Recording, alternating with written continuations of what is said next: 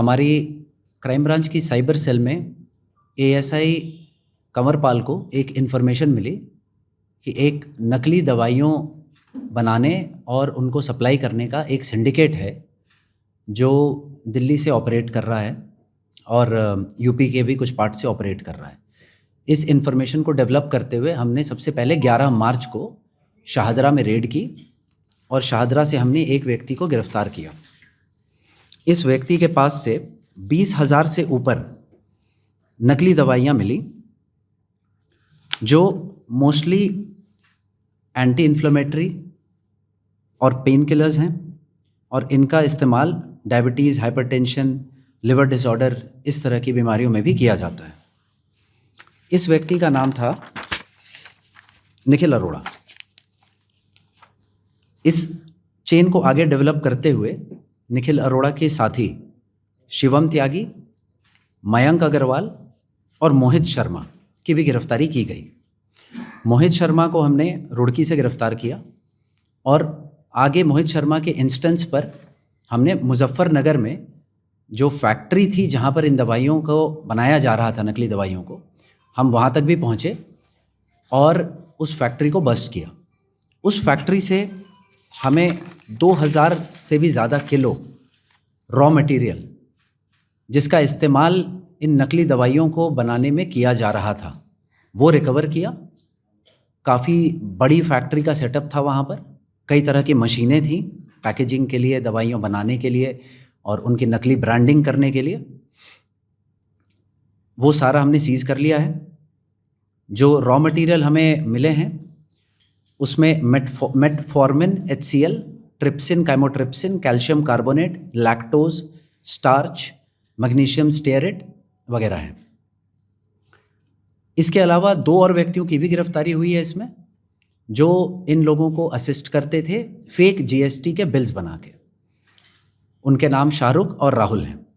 Total 6 व्यक्तियों की गिरफ्तारी हो गई है और अभी इसमें आगे और भी गिरफ्तारियां संभव है। Thank you.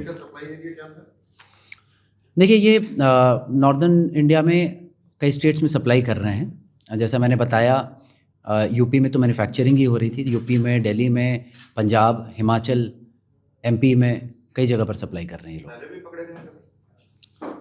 इसमें से एक नहीं, इनमें से किसी की भी पहले कोई गिरफ्तारी नहीं हुई। देखिए, इनका एक वेल एस्टैब्लिश्ड, जैसा कि हमने पहले भी केसेस में देखा है, इनका एक वेल एस्टैब्लिश्ड सप्लाई चेन होता है जिसमें एक बार ये नकली दवाइयाँ ऐसी फैक्ट्रियों में बनने के बाद जो इनके होलसेलर्स होते हैं और फिर आगे रिटेलर्स होते हैं, उनके थ्रू ये मार्केट तक पहुँचाई जा रही थी दवाइयाँ। नहीं, अभी तक दुकानों से किसी से पूछताछ नहीं की है, लेकिन इस चेन में आगे जिसकी भी इन्वॉल्वमेंट पाई जाएगी उसके खिलाफ सख्त से सख्त कार्रवाई होगी। ऐप का अभी तक कुछ सामने नहीं आया है इसमें। सबसे पहले तो ये 2011 से शुरू हुआ था ये, सो करीब आप समझ लीजिए 14-15 साल से ये चल रहा है। आपने बात करी, आइडेंटिफाई हुए हैं जिनको आपने इंटरोगेशन किया है, पूछा है उनसे वो कहाँ बेचते थे, like who are the end people? देखिए, अभी तो इस चेन में जो मेन मैन्युफैक्चरर्स थे वो पकड़े गए हैं। आगे पूरे सप्लाई चेन तक हम पहुंचेंगे और हर एक व्यक्ति जिसकी भी इन्वॉल्वमेंट पाई जाएगी उसकी गिरफ्तारी होगी इसमें।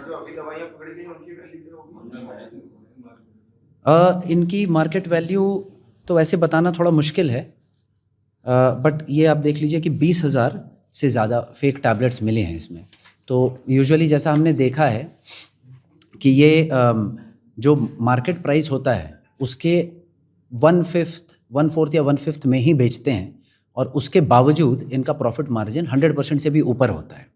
और एक मैं थोड़ा सा करेक्ट करना चाहूँगा, इनमें से जो मयंक अग्रवाल का नाम मैंने बताया, मयंक अग्रवाल के ऊपर पहले के 2 मुकदमे हैं और सबसे पहले इसकी इन्वॉल्वमेंट 2013 में थी।